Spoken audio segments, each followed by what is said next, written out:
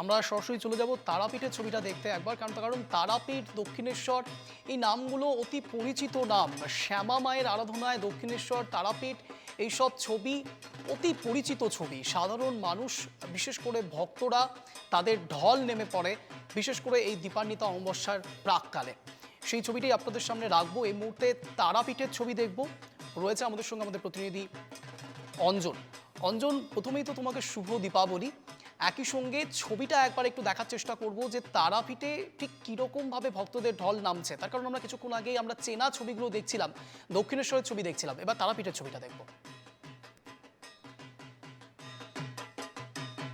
অঞ্জন, তোমাকেও দীপাবলির শুভেচ্ছা এবং কালী পুজোর শুভেচ্ছা। দেখো, আমি রয়েছি তারাপীঠ মন্দিরে। আমি যদি তারাপীঠ মন্দিরের তোমাকে সেই ছবিটা দেখাই, দেখো নির্ধারিত সময় ঠিক বেলা দুপুর, নির্ধারিত সময় দুপুর 1টাতে কিন্তু মা তারাকে ভোগ নিবেদন করা হচ্ছে। আমি সেই ছবি কিন্তু এনকে টিভির দর্শকদের সরাসরি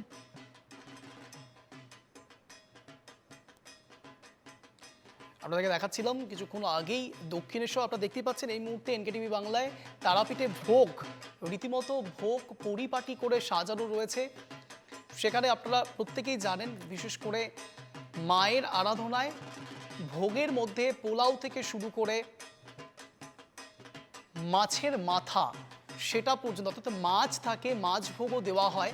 দেবী বিগ্রহ দর্শনে ভক্তদের ঢল নামে। আপনারা প্রত্যেকেই দেখতে পাচ্ছেন এই মুহূর্তে মায়ের ভোগ রান্না চলছে, সেই ছবি এক্সক্লুসিভলি আপনারা দেখতে পাচ্ছেন এনকেটিভি বাংলায়। পটল ভাজা থেকে শুরু করে মাছ ভাজা, পোলাও, রকমারি খাওয়ার, রকমারি ভোগ মায়ের উদ্দেশ্যে করা হয়। আবারও সরাসরি চলে যাব, আমাদের প্রতিনিধি অঞ্জন রয়েছে। অঞ্জন, তুমি যেমনটা দেখাচ্ছিলে ছবিটা অতি চেনা পরিচিত ছবি, তার কারণ ভক্তদের ঢল দীপান্বিতা অমাবস্যার প্রাক্কালে। অঞ্জন। একদম ঠিক। দেখো অঞ্জন, আমরা যে ছবিটা এতক্ষণ ধরে দেখাচ্ছিলাম, যে তারাপীঠ মন্দিরে ইতিমধ্যেই কিন্তু মা তারার যে ভোগ, মধ্যাহ্ন ভোগ, সেই ভোগ কিন্তু নিবেদন করা শুরু হয়ে গিয়েছে। দেখো মন্দিরের যে দরজা, গর্ভগৃহে যে দরজা, সেই গর্ভগৃহে দেখো একের পর এক ভোগ তারাপীঠের যারা সেবায়িত রয়েছেন তারা কিন্তু মাথায় করে নিয়ে অপেক্ষা করছেন।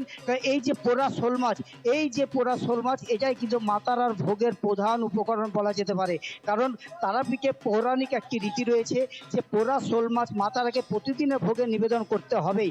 তার সঙ্গে কাতলা মাছের মাথা রয়েছে, তার সঙ্গে বাসন্তী পোলাও রয়েছে, বাসন্তী পোলাও, সাদা অন্ন সহ মোট 5 রকমের অন্ন আজকে নিবেদন করা হচ্ছে।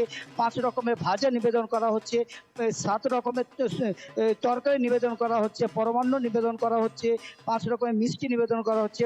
আজকে যে বলির অমাবস্যার তিথিতে যে বলির পাঁঠার মাংস, সেই পাঁঠার মাংস নিবেদন করা হচ্ছে। দেখো তারাপীঠ মন্দিরের পাশেই যে ভোগঘর, সেই ভোগঘরে কিন্তু তারাপীঠ মন্দিরের যে সেবায়িত 15 জন সেবায়িত মিলে আজকে এই ভোগ রান্না করেছেন এবং প্রায় 51 জনেরও বেশি সেবায়িত তারা কিন্তু মাথায় ভোগের থালা নিয়ে তারা মন্দিরের গর্ভগৃহে একে একে প্রবেশ করছেন এবং এই ভোগ কিন্তু মা তারাকে নিবেদন করা শুরু হয়ে গিয়েছে।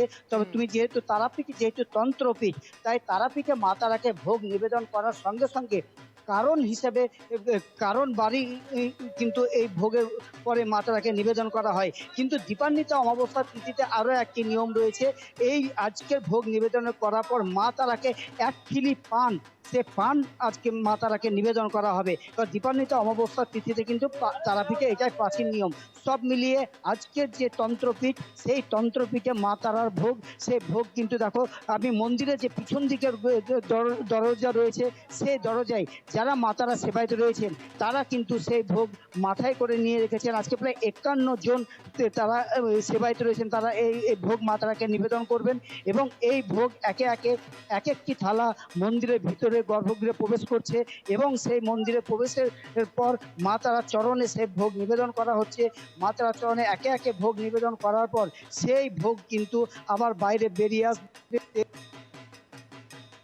দর্শনার্থী আছে তাদেরকে কিন্তু এই ভোগের প্রসাদ বিতরণ করা হবে। দেখো মা তারা ভোগের সেই ছবি আমরা সরাসরি তারাপীঠ থেকে দেখাচ্ছি এনকে টিভি দর্শকদের জন্য। প্রচুর ভোগ প্রচুর ভোগ কিন্তু আজকে তারা এই উপস্থাপনা করেছে। তার মা তারার যে মন্দিরের গর্ভগৃহের যে দরজা, সেই দরজার সামনে তারা নিয়ে এসেছে। তোমাকে আরো দেখানোর আমি চেষ্টা করব যে এই যে সেবায়েত রয়েছেন তারা যে ভোগ নিয়ে অপেক্ষা রয়েছেন, এই ভোগ দিয়ে কিন্তু তারা বেরিয়ে আসছেন। আমরা তাদের সঙ্গে কথা বলার চেষ্টা করব। বুঝতে পেরেছি। অঞ্জন, অঞ্জন আবারও তোমার কাছে আসবো। তাদেরকে ভোগ নিবেদন করলেন কি কি মতে? তন্ত্রমতে মায়ের ভোগ যেমন আপনার পোলাও, মাছ, সবজি, ভাজা, মিষ্টি, যা যা এই যে আছে, যা যা লাগে সবগুলোই দেওয়া হয়। মা নিবেদন করা হয়ে গেছে, এবার এটা বিতরণ হবে। দেখো, এক সেবায়েতের কাছ থেকে আমরা তোমাকে শোনালাম সেবায়েতের বক্তব্য যে মাতারাকে কিন্তু ভোগ নিবেদন করা হয়ে গেছে এবং এই ভোগ বেরিয়ে এসেছে এবং এই ভোগ এবং ভক্তদের প্রসাদ হিসেবে দেওয়া হবে। একেবারেই তাই। অঞ্জন সঙ্গে থাকো, আমি আবারও দক্ষিণেশ্বরে একটু ফিরে যাব। দক্ষিণেশ্বরে রয়েছে আমাদের প্রতিনিধি বিউ। বিউ, আমরা দেখতে পাচ্ছি একদিকে তারাপীঠে ভোগের থালি এবং সেখানে ভোগের মধ্যে ডাব থেকে শুরু করে বিভিন্ন রকম ফলাদি রয়েছে, সবজি রয়েছে, মাছ রয়েছে, বাসন্তী পোলাও রয়েছে। দক্ষিণেশ্বরের ছবিটা ঠিক কি ধরা পড়ছে, ভোগের মধ্যে ঠিক কি কি থাকছে বিউ? একদমই দেখো, নিত্য পুজোর যেমন ভোগ দেওয়া হয় তার সঙ্গে সঙ্গে আজকে যে দীপান্বিতা অমাবস্যার জন্য যে বিশেষ পুজো রয়েছে, সেই বিশেষ পুজোর পাশাপাশি বিশেষ ভোগেরও আয়োজন করা হয়েছে। পঞ্চভোগ দেওয়া হবে মাকে, মা ভবতারিণীকে, এবং ইতিমধ্যেই যেরকমটা দুপুর 1টা বেজে আর কিছুক্ষণ পরেই এই মন্দিরের যে দরজা রয়েছে, গর্ভগৃহের যে দরজা, সেই দরজা বন্ধ করা হবে। যদিও সময় 1টা নেই, কিন্তু এখনো যেহেতু প্রচুর ভক্তরা তারা অপেক্ষা করছিলেন, সেই তারা প্রায় 2 ঘন্টা ধরে অপেক্ষা করছিলেন সেই মূল যে দরজা রয়েছে দক্ষিণেশ্বরের যে মেন গেট, সেই মেন গেট থেকে তারা কেউ 2 ঘন্টা 3 ঘন্টা ধরে অপেক্ষা করে যেহেতু ছিলেন, তার জন্যই এখনো পর্যন্ত ভক্তদের জন্য যে লাইন আছে সেই লাইনটার জন্য অপেক্ষা করা হচ্ছে। দেখতে পাচ্ছ সেই দরজা বন্ধ করে দেওয়া হয়েছে এবং তারপরে মায়ের যে বিশেষ ভোগ, সেই বিশেষ ভোগও দেওয়া হবে। ইতিমধ্যে অনেকেই ভক্তরা তারা এসেছেন, আজকে মায়ের বিশেষ পুজো হবে, সারাদিনই এই পুজো হবে এবং এই মা ভবতারিণীকে দেখার জন্য সমস্ত ভক্তরা তারা অপেক্ষা করে থাকেন এবং আজকেও তার অন্যথা নয়। আজকেও সকাল থেকেই ভক্তদের ভিড় এখানে এবং আবারও এই মন্দিরের যে মূল দরজা, সেই মূল দরজা বন্ধ করে দেওয়া হলো। আবার দুপুর 3টের সময় এই দরজা খোলা হবে, তারপর সারা রাত আজকে খোলা থাকবে। সন্ধ্যাবেলায় সন্ধ্যা আরতি হবে এবং রাত 10টা থেকেই পুজো শুরু হবে। এখনই যে মাকে, মা ভবতারিণীকে যে বিশেষ ভোগ, সেই বিশেষ ভোগও দেওয়া হবে এবং আজকে সন্ধ্যা আরতির পর যখন পুজো শুরু হবে, সেই পুজো শুরুর সময় মূল যে ঘট রয়েছে, যেটা এই মন্দিরের বিশেষত্ব, বিশেষ নিয়ম করা যেতে পারে, অর্থাৎ 1855 সালে যখন মন্দির প্রতিষ্ঠা হয়েছিল, সেই মন্দির প্রতিষ্ঠা হওয়ার পর আজকে 171 বছরে পদার্পণ করলো। একই নিয়ম মেনে আজও সে একইভাবেই পুজো করা এবং যে মন্দিরের যে মূল ঘট রয়েছে, সেই মূল ঘট যে গঙ্গা রয়েছে, সেই গঙ্গা থেকে জল তুলে এনে এবং যে মূল পুরোহিত রয়েছে, সেই মূল পুরোহিত তিনি গঙ্গা জল তুলবেন গঙ্গা থেকে, তারপরে আর পিছন ঘুরে তাকাবেন না, তারপর সেই জল এনে মায়ের পুজো হবে, ঘট প্রতিষ্ঠিত করা হবে, তারপরে মায়ের যে বিশেষ পুজো, সেই বিশেষ পুজো করা হবে। এবং এখন এই 1টার সময় মন্দিরের যে মূল দরজা, সেই দরজা বন্ধ করা হলো, মাকে বিশেষ ভোগ দেওয়া হবে। যেমন নিত্য পুজোর তো ভোগ দেওয়া হয়নি, তার সঙ্গে সঙ্গে আজকে এই দীপান্বিতা অমাবস্যাতে মাকে বিশেষ ভোগ দেওয়া হবে। সঙ্গে থাকো। আমি আবারও চলে যাব তারাপীঠে। তারাপীঠে আমাদের প্রতিনিধি অঞ্জন রয়েছে। অঞ্জন, যেমনটা আমরা জানতে পারলাম, 1855 সাল থেকে শুরু হয়েছিল, আজ একই রকমভাবে দক্ষিণেশ্বরে 171 বছর পূর্ণ হলো। তারাপীঠের সেই ইতিহাসটা ঠিক কি, সাধারণ দর্শকদের জন্য যদি একবার তুলে ধরতে। দেখো, তারাপীঠের ইতিহাস কিন্তু খুব প্রাচীন ইতিহাস। কারণ এই তারাপীঠে মা তারা কবে উৎস এবং কবে তার উৎপত্তি, কবে আবির্ভাব, সেই সাল, সেই বছর কিন্তু এখনো স্পষ্টভাবে জানা যায়নি। তবে আমরা যেটা জানি যে তারাপীঠে এই মা তারা যে আবির্ভাব দিবস, সেই আবির্ভাব দিবসটি হচ্ছে যে দুর্গাপুজোর পরে যেই শুক্লা চতুর্দশী হয়, সেই শুক্লা চতুর্দশীর দিনে কিন্তু মা তারা আবির্ভাব। তবে তার সাল কিন্তু স্পষ্টভাবে এখনো পর্যন্ত জানা যায়নি। প্রাচীনকালে যে পুরাণে যেটি উল্লেখ আছে যে দশম মহাবিদ্যার দ্বিতীয় মহাবিদ্যা হচ্ছে দেবী তারা, সুতরাং সেই দেবী তারা তারাপীঠের মহাশ্মশানে বিরাজমান ছিলেন এবং এখানে ব্রহ্মার মানসপুত্র বশিষ্ঠদেব তিনি কিন্তু এই তারাপীঠের মহাশ্মশানে তন্ত্র সাধনা করেছিলেন এবং তন্ত্র সাধনা করে মা তারা দর্শন পেয়েছিলেন এবং তিনি সাধনায় সিদ্ধি লাভ করেছিলেন এবং সেই সময় মা তারা সন্তুষ্ট হয়ে বশিষ্ঠদেবকে এক নারী রূপে দর্শন দিয়েছিলেন এবং সেই নারী রূপে দর্শন দেওয়ার পরে কিন্তু সেই দেবী তারা ব্রহ্মময়ী শিলামূর্তিতে রূপান্তরিত হয়ে যায় এবং সেই শিলামূর্তি তারাপীঠ মহাশ্মশান থেকে স্বপ্ন আদেশ পেয়ে বণিক জয় দত্ত সেই শিলামূর্তি একটি মন্দিরে রেখে মা তারা প্রথম পুজোর সূচনা করেছিলেন। তবে সেই সালটি কিন্তু এখনো কোনো নিশ্চিতভাবে বলা যায়নি।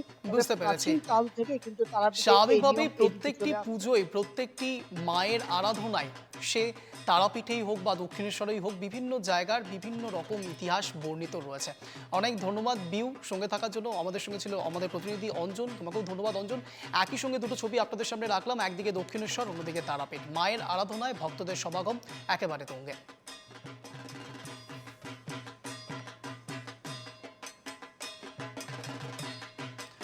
একেবারেই আপনাদের এতক্ষণ ধরে আমরা দেখাচ্ছিলাম তারাপীঠের বাইরের ছবিটা, যেখানে ভক্তদের সমাগম একেবারে চোখে পড়ার মতো। কিন্তু এবার আপনাদের ঠিক ছবি দেখাবো ভেতরকার। ঠিক কালী পুজো উপলক্ষে বিশেষ ভোগের আয়োজন তারাপীঠে। কালী পুজোর দিন দেবীকে খিচুড়ি, পোলাও, সাদা ভাত, 5 রকম ভাজা, 5 মিশালি তরকারি, মাছ, পায়েস, চাটনি এবং মিষ্টি পঞ্চ ব্যঞ্জন সাজিয়ে ভোগ নিবেদন করা হয়। এখনকার অন্নভোগের বিশেষত্ব হলো, বিশেষ করে এখানকার যে অন্নভোগ, সেই অন্নভোগের একটি বিশেষত্ব রয়েছে। বিশেষত্ব হলো পোড়া শোল মাছ মাখা, ঠিক শুনছেন। এছাড়া ছাগ বলির মাংস দিয়ে মায়ের ভোগ হয়। আপনাদের আরো একবার জানাই,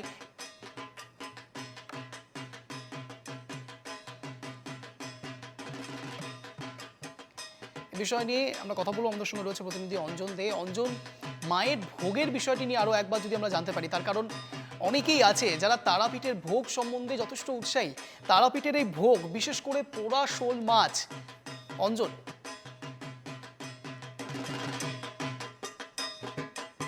অমাবস্যা তিথিতে মা তারাকে ভোগ নিবেদন করা হয়। আমরা রয়েছি মা তারার যে ভোগ ঘর, সেই ভোগ ঘরে, যে ভোগ ঘরে মা তারার ভোগ রান্না করা হয় এবং বিভিন্ন উপকরণ সেখানে আছে এবং সেখানে কিন্তু ইতিমধ্যেই ভোগ রান্না শুরু হয়ে গিয়েছে। ভোগের যে প্রস্তুতি, সেই বিষয়টাও আমরা আজকে NK বাংলা দর্শকদের আমরা তুলে ধরবো। আমরা দেখো এখানে এক তারাপীঠের মা তারা সেবায়িত রয়েছেন, তার তত্ত্বাবধানে কিন্তু আজকে ভোগ রান্না হচ্ছে। আমরা তার কাছে জানবো যে আজকের এই যে মা তারার ভোগ, কি কি উপকরণ দেওয়া হবে, কি কি পদ্ধতিতে ভোগ নিবেদন করা হয়। আজকে যেহেতু অমাবস্যা, এই অমাবস্যা তিথি উপলক্ষে বহু ভক্ত আগমন হয়েছে দীপান্বিতা কালী পুজো। আজকে ভোগ ঘর ভোগের থালাতে পরিপূর্ণ হয়ে গেছে। এখানে অনেক ভক্ত মাকে আলাদা করে ভোগ দিচ্ছেন, যে এই ভোগ মাকে খাওয়ালে পরে তাদের মনে বাসনা পূর্ণ হবে এবং সেই থালা ভোগ তেনারা খাবেন। এই ভোগের মধ্যে রয়েছে 5-7 রকমের ভাজা, শোল মাছ পোড়া এবং প্রত্যেকটা ভোগের থালায় কাতলা মাছের মাথা দেওয়া হয়। যেহেতু আজকে অমাবস্যা, ওই জন্য আজকে মায়ের মন্দিরে বলিদান হয়েছে। এই বলিদানের প্রসাদ ভোগে দেওয়া হয়েছে। আজকে যেহেতু অমাবস্যা এবং দীপান্বিতা, এই উদ্দেশ্যে মাকে আজকে ভোগের পর 1 খিলি পান এবং প্রত্যেকটা ভোগের থালায় সামান্য করে কারণ তন্ত্র মতে দেওয়া হয়ে থাকে। ভোগের উপকরণগুলো যেগুলো আছে, দেখো এই বাসন্তী পোলাও রয়েছে, পায়েস রয়েছে, মাছ ভাজা রয়েছে, কাতলা মাছের মাথা ভাজা রয়েছে, পাশাপাশি বিভিন্ন রকমের তরকারির যে পদ সেইগুলো রয়েছে, 5 থেকে 7 রকমের ভাজা রয়েছে।